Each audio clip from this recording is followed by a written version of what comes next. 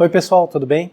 Então agora a gente vai ver, como eu falei, uma aplicação do método de ponto fixo, que é chamado método de Newton, que é um dos métodos mais famosos para encontrar raízes de funções, zero de função, né?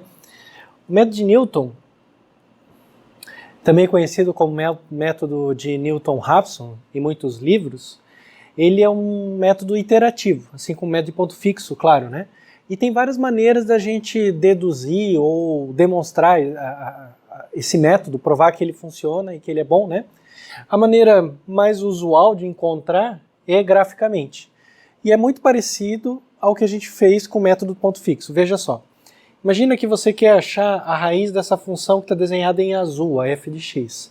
Então, ela tem a raiz em p. Está aqui, né? Em p ela cruza o eixo x, vale zero.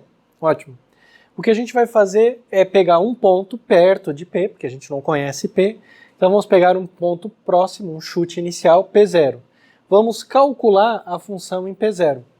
Mas vamos calcular também a derivada da função em P0, então a inclinação da reta. E aí nós vamos prolongar essa reta, vamos desenhar então a reta que é tangente ao ponto P0, f de P0, com essa inclinação vamos desenhar essa reta e vamos ver aonde que ela intercepta o eixo x. Ela intercepta o eixo x no ponto que eu vou chamar de P1. É a minha próxima interação. Eu pego o valor do P1 e vejo quanto que vale a minha função em P1, quanto que vale f de P1.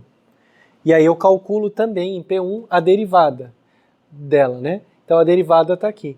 E vou ver aonde que ela intercepta o eixo x. Aonde ela interceptar o eixo x eu vou chamar de P2. E vou repetir o processo, calculando a derivada da função em P2, e ver aonde que a derivada intercepta o eixo x, e esse ponto eu vou chamar de P3 e assim por diante. Como você já vê pelo desenho, eu vou convergir para pontos cada vez mais próximos do meu P, porque aqui a minha inclinação vai estar passando já praticamente em cima do P, a reta tangente, né? Se você desenhar aqui, ela vai P3 ser praticamente o valor de P. Aí você pode dar o zoom e continuar fazendo a interação se você estiver fazendo graficamente. A gente não faz assim, a gente faz no computador mesmo por meio de iterações. Uma outra maneira de deduzir o método de Newton é através da definição de derivada num ponto perto da raiz. Então vamos imaginar o seguinte, que eu já fiz várias iterações, muitas iterações, e dei vários zooms aqui, né? De maneira que eu estou com um Pn e um Pn menos 1, ou seja, um passo, digamos seja o passo 10 e o passo 9, bem perto do P. Então eu já estou numa região bem pertinho aqui do meu ponto P. Nesse caso eu posso escrever o seguinte, a derivada no ponto Pn, ponto que eu estou agora, vai ser, né, o limite da função nesse ponto menos a função no ponto anterior, dividida pela diferença dos dois pontos. Então, né, o valor do x agora e o valor do x no ponto anterior. Pois bem, como esses pontos são bem perto, porque eu já fiz várias iterações e um ponto está perto do outro, lembra que o erro vai tendendo a zero, né? Como eles são muito próximos, esses dois pontos, eu posso esquecer do limite nessa equação e dizer que vale aproximadamente essa igualdade aqui, porque os pontos estão próximos. Aí eu dou uma manipulada, né? Eu passo o denominador para cá multiplicando, eu fico com essa expressão aqui. Olhando para essa expressão, você percebe o seguinte. Você percebe que, primeiro, nessa expressão tem o f de Pn. O f de Pn, como cada vez a gente vai chegando mais próximo, a gente vai estar chegando mais próximo da raiz, o f de Pn ele vai ser quase zero. E o f linha de Pn, a derivada de Pn, vai ser aproximadamente a derivada de Pn menos 1. Ou seja, a derivada no passo atual é quase a derivada do passo anterior, porque eu estou chegando bem perto da raiz. Por que eu estou fazendo isso? Porque eu fiquei com uma equação para Pn e Pn menos 1. E o meu objetivo é escrever Pn, o Pn, em função de coisas de Pn menos 1. Valor do Pn, função. Eu quero isolar o Pn nessa equação. Mas do jeito que ela está aqui, eu não consigo. Porque eu tenho Pn aqui, tenho um Pn dentro da derivada e tenho um Pn dentro da função. Para eu isolar o Pn, esse aqui tudo bem. Mas esse aqui dentro da derivada e esse dentro da função me causam problemas. Por isso, então, eu vou dizer que, e é uma boa coisa para se dizer, porque eu estou perto da raiz, que a função em Pn é zero, porque se Pn é quase a raiz, a função em Pn é zero, né? É a raiz. O zero da função, f de P é zero, por própria definição de P. Mas Pn é quase P, então eu vou dizer que ela é quase zero, e vou dizer que a derivada de Pn é quase a derivada de Pn menos 1. Dessa maneira, eu passo dessa equação para essa, onde ao invés de ter Pn dentro da derivada e Pn dentro da f, eu tenho uma expressão só de Pn menos 1, com exceção desse termo, que é o Pn. Aí eu isolo ele e fico com o Pn é igual a essa expressão, que é uma expressão do passo anterior. E aí a gente tem o método de Newton. O método de Newton é o seguinte: você pega um chute inicial, P0, e joga nessa expressão. Então, se P0, né, se P é o passo zero, né, então aqui no caso o N, P1 vai ser 1 menos 1, 0, né, P0 menos F de P0 sobre F' de P0. Ou seja, eu jogo aqui nessa expressão e eu obtenho P1. Então, com aquela dedução ali, na verdade, o que eu fiz foi reproduzir essa aproximação aqui. Eu calculo o ponto e calculo a reta, né? E vejo onde ela intercepta. No fundo é o que está aqui também, tá? Só que dito de outra maneira. Com essa maneira aqui que a gente montou, a gente encontrou uma forma de calcular a próxima interação baseada no valor anterior dela. Mas não só o valor anterior dela, o valor anterior dela e a função e a derivada calculada naquele ponto anterior, tá? Isso aqui é o método de Newton, e por isso que ele é tão famoso, porque veja que ele é muito simples, né? Você tem uma fórmula pronta e é uma fórmula iterativa. Você pega um chute inicial, joga aqui e obtém um novo valor. Pega esse novo valor, joga aqui, obtém outro valor. Isso é, se você parar para pensar, no fundo, isso é o método de ponto fixo, porque eu estou calculando uma iteração agora com base numa expressão para antes, que era o que a gente fazia no ponto fixo. Pegava o P0, calculava G de P0. G de P0 era P1. Daí eu pegava o P1, calculava G de P1, era P2. Então eu tinha uma expressão, G, e calculava o próximo passo a partir dela. Eu tenho uma expressão, que não é uma G. Agora a expressão, ela depende da minha f e da minha derivada. Mas é uma expressão fechada. Uma vez que eu tenho a f, eu calculo aqui. Então eu posso dizer que a minha função g é essa fórmula aqui. A minha g, se você quiser escrever em termos de x, né? A minha g de x, ela vai ser x menos f de x sobre f' de x. Só que ao invés de x eu estou usando o passo anterior, passo atual, que é a notação mais adequada quando a gente está falando de iterações, né? Mas no fundo, o método de Newton, ele nada mais é do que uma prescrição. Prescrição. Ele é uma prescrição para G. Então, antes, no método do ponto fixo, eu tinha que pegar a minha f, isolar um x, né? E aí eu tinha vários caminhos para fazer isso, e aí eu teria G. Eu teria que testar a G, ver se ela é boa, etc., ver todas aquelas propriedades, ver a derivada dela, e aí usar. No método de ponto fixo, eu já tenho uma fórmula, eu já tenho uma prescrição para G, tá? Então eu tenho uma forma mais rápida de calcular G. Por isso que o método de Newton é famoso. Mas não só por isso. Lembra que lá no método de ponto fixo a gente fez um teste com 5 funções g diferentes? As 2 primeiras não convergiam, as 3 últimas convergiam. Eu tinha dito para você tentar isolar o x lá para chegar nelas. Provavelmente você conseguiria isolar em qualquer uma das 4. Você conseguiu isolar as 4, as 4 primeiras, se tentou. Mas a última provavelmente não, a menos que você tenha tido a malandragem de ver que a última tinha a ver que era a função no numerador, ó, essa era a função, esse polinômio cúbico. No numerador tem a função, e no denominador a derivada dela, ó, 3x² mais 8x e o menos 10 some. Então, na verdade, a última função, que era a melhor, que convergia só com 5 iterações, era o método de Newton. X menos f dividido por f'. Então, o método de Newton, não apenas ele é um ponto fixo mais fácil, porque você tem uma prescrição, que é só aplicar a fórmula, mas ele parece que é um ponto fixo melhor também, porque converge mais rápido. A gente pode fazer uns testes com algumas funções que a gente rodou no ponto fixo. A gente rodou, eu falo rodou porque eu estou pensando em escrever o programa e rodar o programa, né? então por isso eu uso a expressão rodar, né? Run, né? Rodar o programa. Então, vamos ver, essa função foi a primeira de ponto fixo, né? Eu tinha f, a gente montou a função de ponto fixo isolando o x, lembra? Fizemos x igual a cosseno de x, a g que a gente usou foi cosseno de x. Então a gente aproximou a raiz usando o ponto fixo, a gente, né, fez a conta e chegou no resultado. A gente pode fazer a mesma coisa agora com o método de Newton, né? Isso daqui era para o ponto fixo, lembra? Que a gente fez as várias contas, né? Como chute inicial, π sobre 4, se eu quiser atingir essa tolerância, lá a gente não chegou a atingir uma tolerância, mas se eu colocar uma tolerância aqui, para poder comparar agora o ponto fixo com o Newton, e rodar o programa, né? A gente vai ter essa tabela de convergência para o ponto fixo. Então eu pego chute inicial π sobre 4, jogo aqui, vai dar um valor, jogo aqui, vai dar outro, jogo aqui, vai dar outro. Vou calculando o erro, como a diferença, até que ele fique menor que 10 a menos 2. Então eu vou precisar de 7 iterações para convergir com o método de ponto fixo.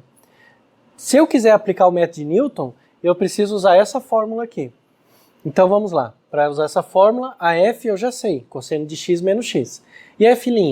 Eu preciso derivar essa expressão. E aí eu jogo as duas na equação e obtenho essa fórmula.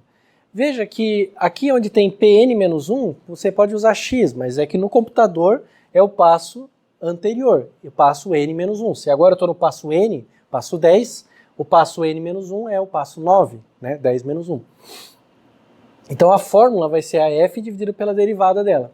Atenção, sempre, sempre, sempre, sempre, sempre, sem exceção, sempre, sempre, sempre, em cálculo numérico, a gente vai usar as funções trigonométricas em radianos. Jamais, jamais, jamais, jamais, nunca, nunca, em hipótese nenhuma, em hipótese alguma, você vai usar ângulos em graus no cálculo numérico, no computador, tá? Não use. No máximo, você recebe o ângulo do usuário em graus e retorna para ele depois em graus. Mas a sua conta é só em radianos. Não use graus, porque você vai se dar mal. O ângulo natural, a medida natural de ângulo é radiano, não é graus. Graus é uma gambiarra, né? Porque graus não tem, ele é arbitrário. Você pode ter 360 graus, que é o sistema que a gente tem, ou pode ter 400 graus, que é um outro sistema de graduação também.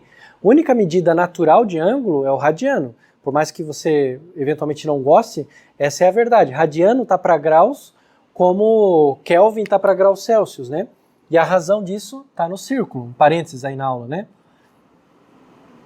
É que quando eu penso no radiano, eu estou pensando no seguinte: qual é o comprimento desse arco aqui?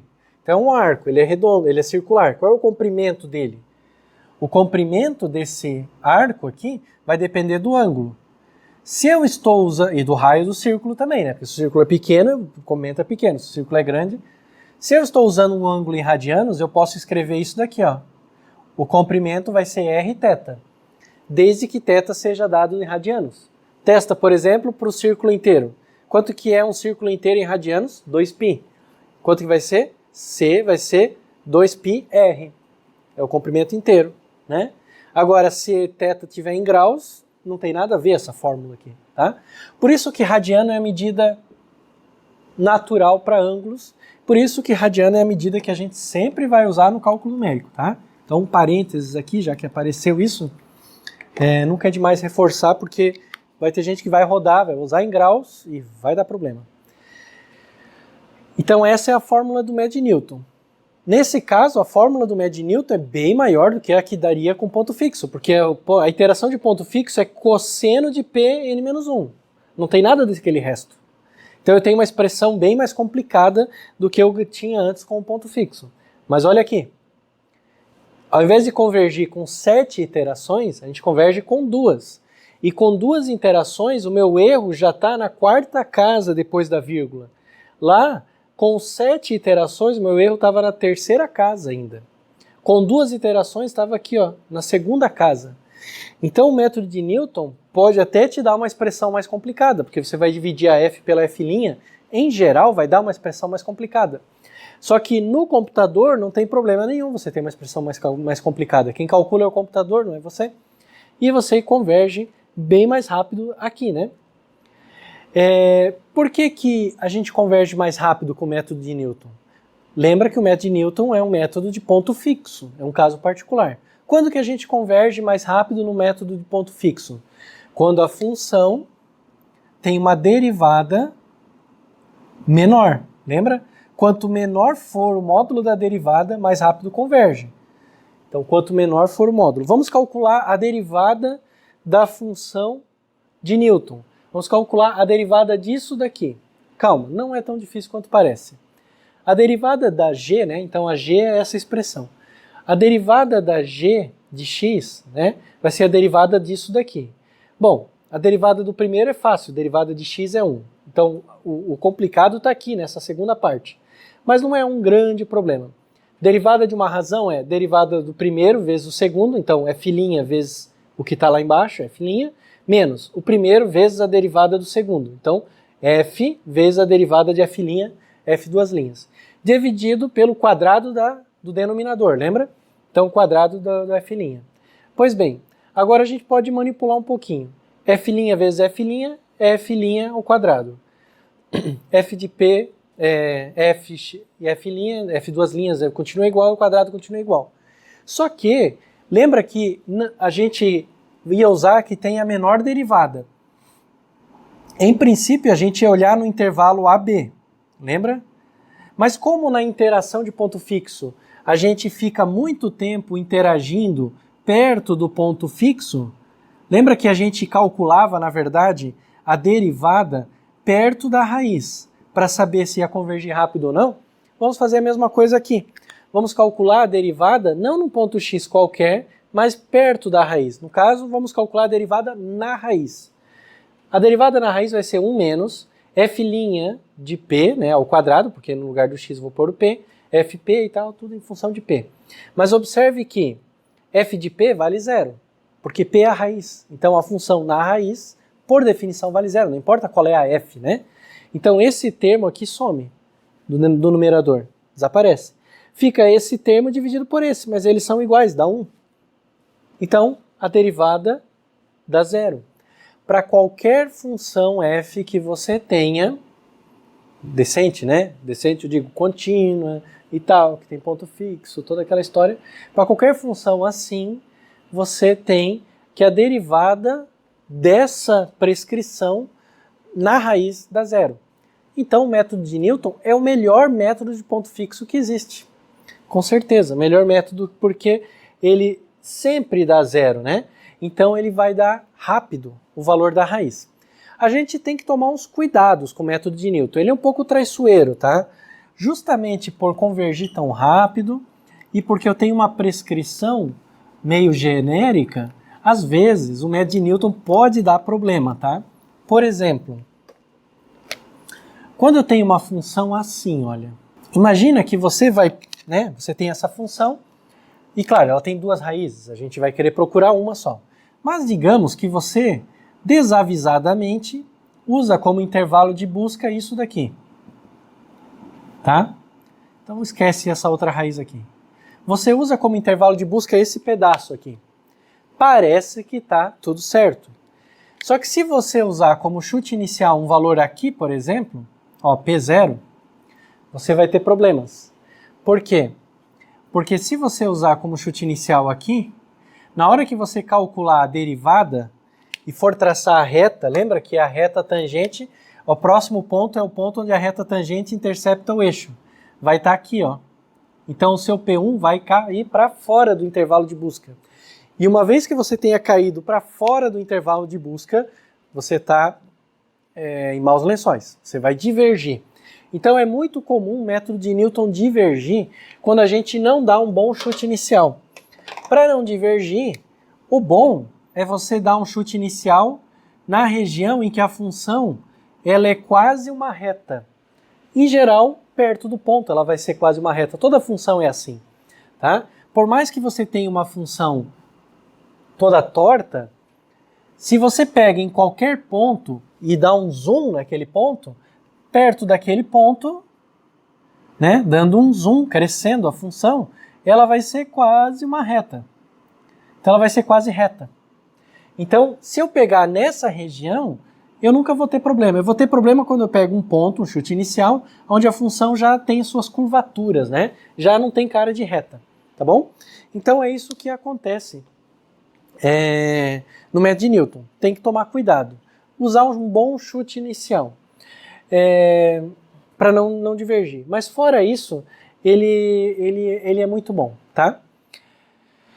A gente sabe que, dadas essas condições, ele vai sempre convergir e vai convergir o mais rápido possível por causa da derivada.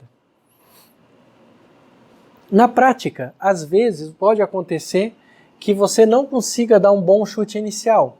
Por exemplo, quando você tem uma função que você não conhece muito bem a cara dessa função. Acontece, você está num problema numérico e você tem uma função que não tem uma expressão e que ainda por cima varia muito conforme os parâmetros que você está usando no seu problema. Depois a gente vai dar uma olhada em alguns casos desses em aula prática. Aí nessa situação pode ser interessante você fazer uma abordagem mista. Por exemplo, lembra que o método da bissecção tem a convergência garantida, desde que a raiz seja única. Então você faz umas iterações com o método da bissecção, e depois que você tiver feito algumas iterações, você já vai estar bem perto da raiz com a bissecção, aí você quer ir rápido para a raiz, então você pega aquele valor e joga no método de Newton. Uma abordagem mista, uma possibilidade para ter a convergência sempre garantida, né? Aproximações ali no método de Newton. Tá bom? Então o método de Newton é basicamente isso. Fica como atividade para vocês implementarem o método de Newton. Não precisa necessariamente implementar o ponto fixo, mas o método de Newton seria interessante se você é interessante que você escreva um programa para o método de Newton. Eu vou deixar também disponível o meu programa do método de Newton para depois você poder comparar. Tá joia? Um abraço.